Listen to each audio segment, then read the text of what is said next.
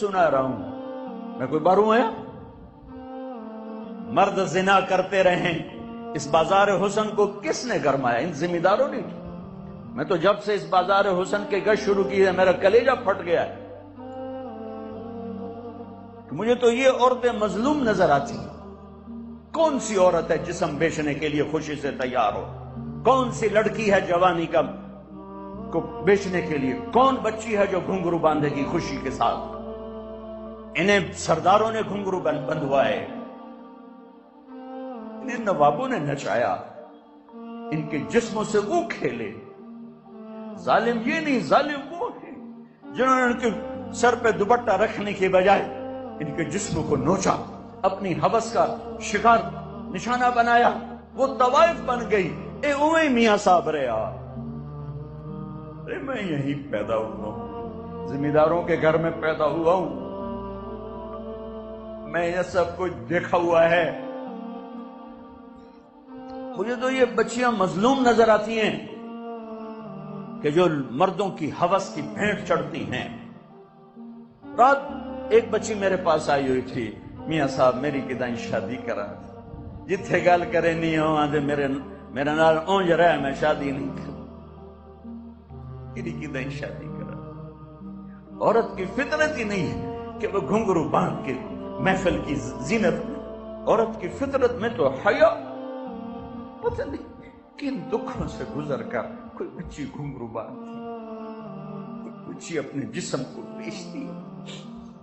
وہ ہیں سولی پہ لٹکائے جانے کے قابل جو ان کے جسموں کو کی قیمت لگاتے ہیں، ان کو عزت کی چادر نہیں پہناتے، اپنی ہوس کی بھینٹ چڑھاتے ہیں۔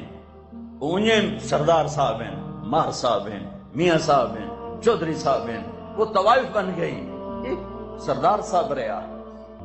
میرے نبی فرما رہے ہیں عائشہ کوئی گناہ ہوا ہے تو توبہ کر لے، اللہ معاف کر دے گا۔ اللہ اکبر، اللہ اکبر۔ اور اگر نہیں ہوا تو اللہ ضرور تیرے حق میں فیصلہ سنائے گا۔ تو حضرت عائشہ 24 گھنٹے سے سوئی نہیں تھی، اٹھ کے بیٹھ گئی، رو رہی تھی، ایک دم آنسو خشک ہوئے۔ ابا میری صفائی پیش کر۔ ابو بکر کہ بیٹی میں کچھ نہیں کہہ سکتی۔ اماں میری صفائی پیش کر۔ کہ بیٹی میں کچھ نہیں کہہ سکتی۔ تو فرمایا اگر میں جھوٹ بولوں تو اب سب مجھے سچ مانو گے، اور اگر میں سچ بولوں تو کوئی مجھے سچا نہیں مانے گا۔ میں اپنے اوپر الزام کیسے دھر لوں؟ میں اپنے رب کو پکارتی ہوں، میں یعقوب کے رب کو پکارتی ہوں، یوسف کے باپ کو پکارتی ہوں۔ کہتے مجھے حضرت یعقوب کا نام بھول گیا غم کی وجہ سے۔ میں نے کہا میں یوسف کے باپ والا جملہ بولتی ہوں جو انہوں نے کہا تھا فَصَبْرٌ جَمِيلٌ وَاللَّهُ الْمُسْتَعَانُ، اور یا لیٹی تو ایک دم وحی آئی۔ اب 1 مہینے کے بعد وحی آئی، اور حضرت عائشہ فرماتی میں تو مطمئن تھی کہ جو بھی آئے گا میرے حق میں آئے گا، لیکن مجھے یہ نہیں پتا تھا کہ میرے حق میں قرآن ہی آ جائے گا۔ مجھے تھا کہ جبریل آ کر کہہ دے گا سب غلط ہے، اور میرے باپ ایسے کانپ رہے تھے اور میری ماں ایسے کانپ رہی تھی۔ میں قربان جاؤں صدیق کے صبر پر۔ فرشتوں سے معصوم بیٹی پہ الزام لگا، ایک دفعہ جا کے دربار رسالت میں نہیں کہا یا رسول اللہ یہ کیا ہو رہا ہے، پورے مہینے میں ایک جملہ بولا، ایک سبحان اللہ، یہ کام تو کبھی کفر میں نہ کیا، آج ایمان کے بعد ہماری عزتوں پہ داغ لگایا جا رہا ہے۔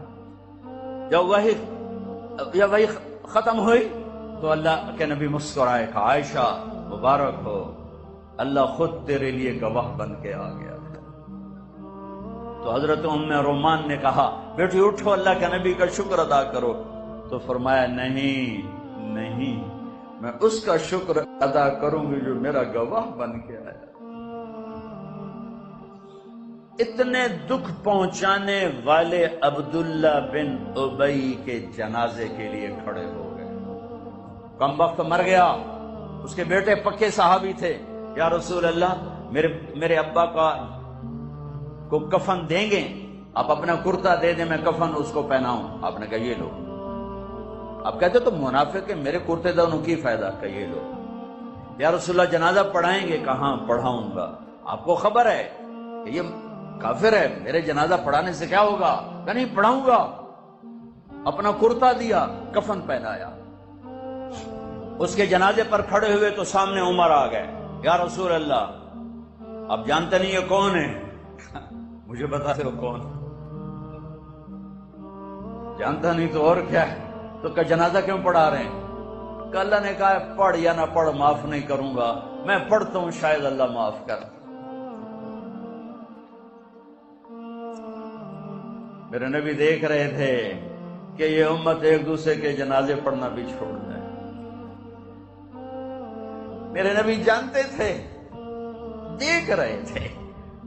ارے آپ نے تو حسن حسین کے لیے ہاتھ نہ اٹھائے، تمہارے لیے ہاتھ اٹھائے، ان کو قربانی کے لیے پیش کر دیا، ایک لفظ نہیں ان کے لیے بولے.